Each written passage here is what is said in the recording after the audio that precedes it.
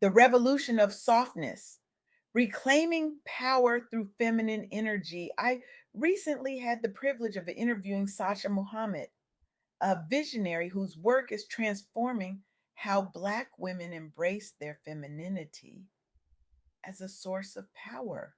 Her insights have sparked a revolution that's quietly changing lives across communities. Sasha isn't just a thought leader, she's a healer, a truth teller, a woman who has helped thousands reclaim parts of themselves they were told to hide. Her approach to feminine power is reshaping how we understand strength itself. And today, I want to share what I learned from this remarkable woman about the profound journey of reclaiming our feminine energy in a world that often demands our hardness. For generations, we've been told that power looks like dominance, like rigidity, like never showing vulnerability.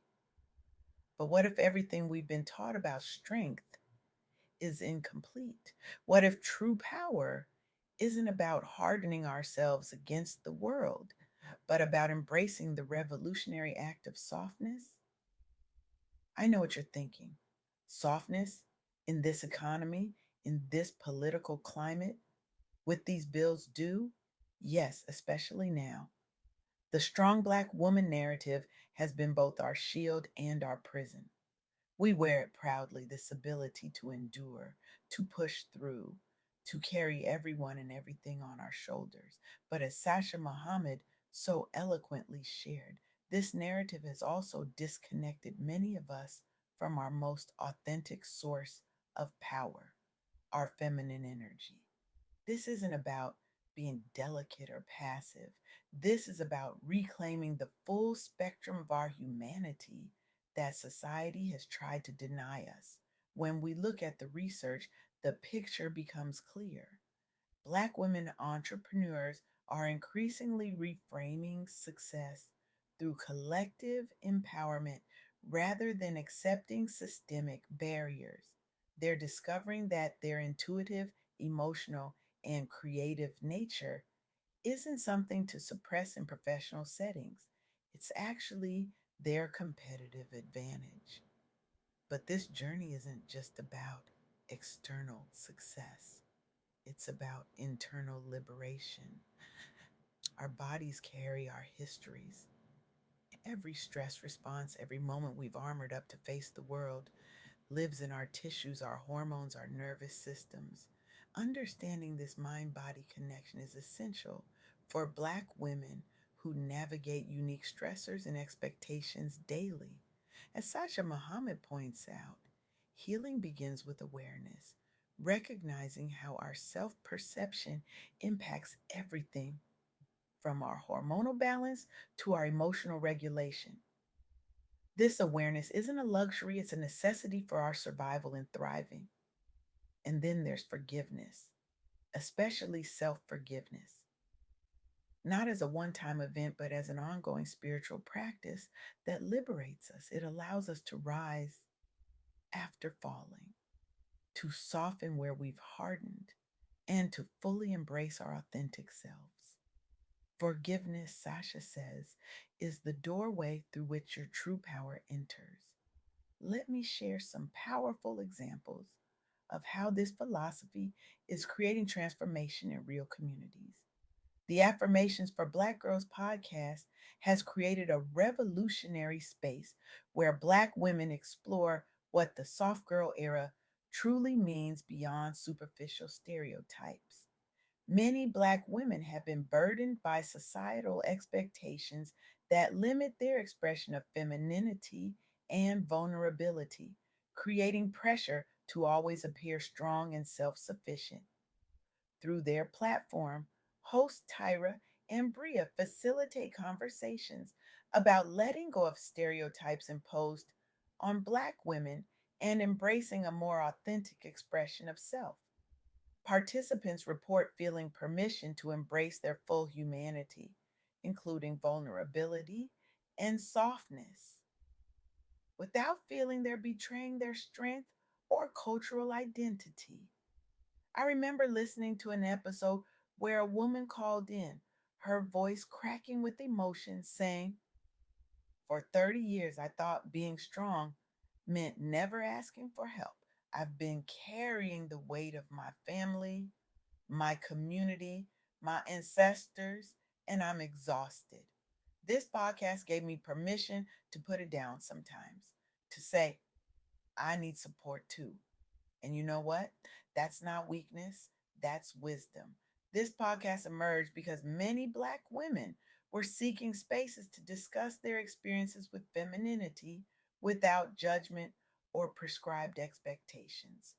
They've built a thriving community where women can explore what the soft girl era means for them personally rather than accepting another aesthetic that boxes women in. Their work contributes to a broader conversation about whether trends like the soft girl era are truly empowering or potentially limiting for Black women. What makes their approach powerful is that they're not prescribing a new set of rules.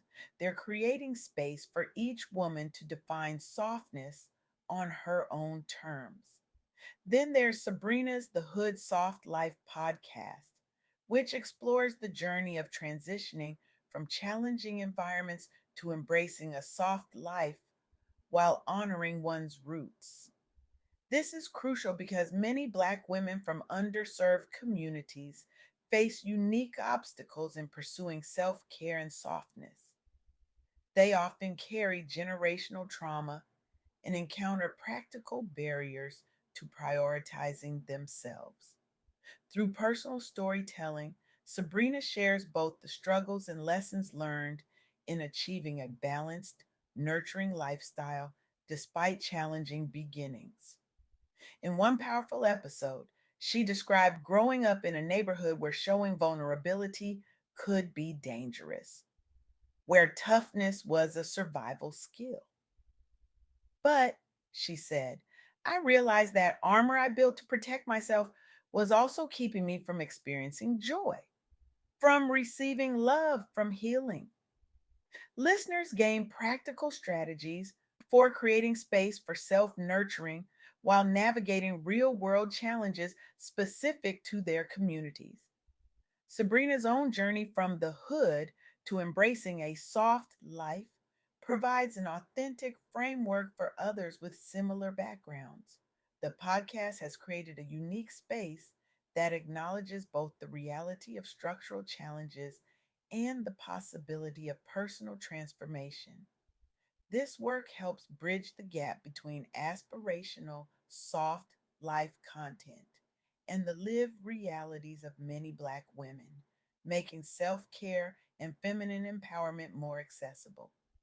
It reminds us that softness isn't a privilege reserved for those with certain resources. It's a birthright we can all reclaim, regardless of where we start.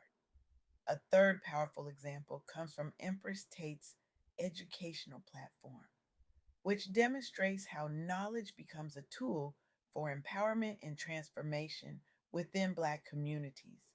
Many Black women face barriers to accessing education that speaks to their specific experiences and needs around femininity, healing, and self empowerment. By framing education as Black magic that unlocks transformative power, Empress Tate has created content that specifically addresses the intersection of Blackness and femininity. Participants gain both practical knowledge and a renewed sense of connection to their cultural heritage as a source of strength.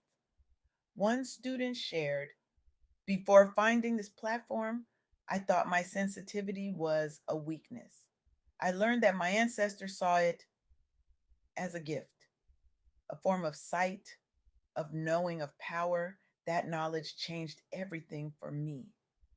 The platform emerged from recognizing that mainstream educational resources often fail to address the specific needs and experiences of Black women. The content has become a source of light, healing, and empowerment for many women seeking to reconnect with their feminine power. This approach to education has helped reframe how Black women view their femininity. not as something to be diminished or hidden, but as a source of magic and power to be celebrated. What all these examples share is a fundamental truth that Sacha Muhammad articulates so beautifully. Our feminine energy, our intuition, our emotional intelligence, our capacity for connection and nurturing, these aren't weaknesses to overcome, they're superpowers to embrace. When a Black woman fully steps into her feminine power, Sasha says, systems begin to transform around her. This isn't just about personal wellness, though that matters deeply. This is about collective liberation. When we heal ourselves, we heal our lineages. When we reclaim our wholeness, we create new possibilities for our communities. The affirmation that resonates most from my conversation with Sacha is this: I am not just strong, I am powerful in my softness, my vulnerability, my full humanity. So, what does this mean for your daily life? How do we begin this journey of reclaiming our feminine power? It starts with 5 minutes. Just 5 minutes each morning to check in with yourself, not your to do lists, not your responsibilities to others, but your own emotional, physical, and spiritual state. Ask yourself, what do I need today to feel whole? What would nourish me? Then honor that answer, even in small ways. This simple practice begins the journey of aligning who you are on the inside with how you present yourself to the world. It's the first step toward the kind of empowerment through femininity and self awareness that Sacha Muhammad champions. As you leave this talk today, I challenge you to radically reimagine what power looks like in your life. I dare you to question every time you've been told to toughen up or push through. I invite you to experiment with the revolutionary act of softness, not as a retreat from the world, but as a profound engagement with it on your own terms.